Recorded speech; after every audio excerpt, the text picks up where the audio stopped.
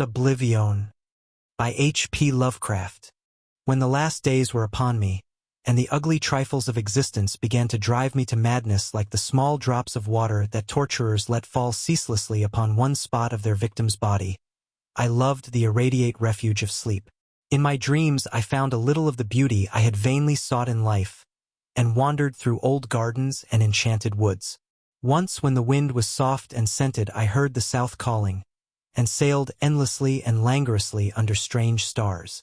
Once when the gentle rain fell I glided in a barge down a sunless stream under the earth till I reached another world of purple twilight, iridescent arbors, and undying roses.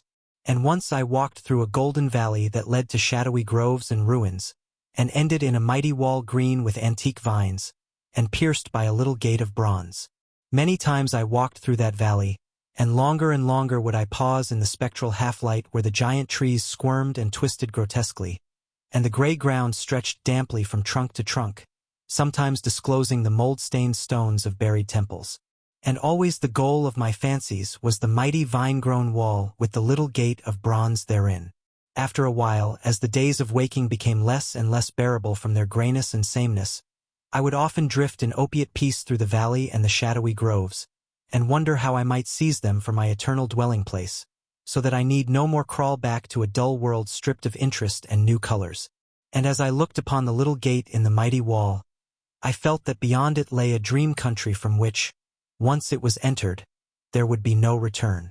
So each night in sleep I strove to find the hidden latch of the gate in the ivied antique wall, though it was exceedingly well hidden. And I would tell myself that the realm beyond the wall was not more lasting merely, but more lovely and radiant as well. Then one night in the dream city of Zakarian I found a yellowed papyrus filled with the thoughts of dream sages who dwelt of old in that city, and who were too wise ever to be born in the waking world. Therein were written many things concerning the world of dream, and among them was lore of a golden valley and a sacred grove with temples, and a high wall pierced by a little bronze gate. When I saw this lore, I knew that it touched on the scenes I had haunted, and I therefore read long in the yellowed papyrus. Some of the dream sages wrote gorgeously of the wonders beyond the irrepassable gate, but others told of horror and disappointment. I knew not which to believe, yet longed more and more to cross forever into the unknown land. For doubt and secrecy are the lure of lures, and no new horror can be more terrible than the daily torture of the commonplace.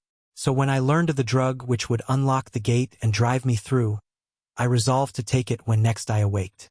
Last night I swallowed the drug and floated dreamily into the golden valley and the shadowy groves. And when I came this time to the antique wall, I saw that the small gate of bronze was ajar. From beyond came a glow that weirdly lit the giant twisted trees and the tops of the buried temples, and I drifted on songfully, expectant of the glories of the land from whence I should never return. But as the gate swung wider and the sorcery of drug and dream pushed me through, I knew that all sights and glories were at an end. For in that new realm was neither land nor sea, but only the white void of unpeopled and illimitable space. So, happier than I had ever dared hope to be, I dissolved again into that native infinity of crystal oblivion from which the demon life had called me for one brief and desolate hour.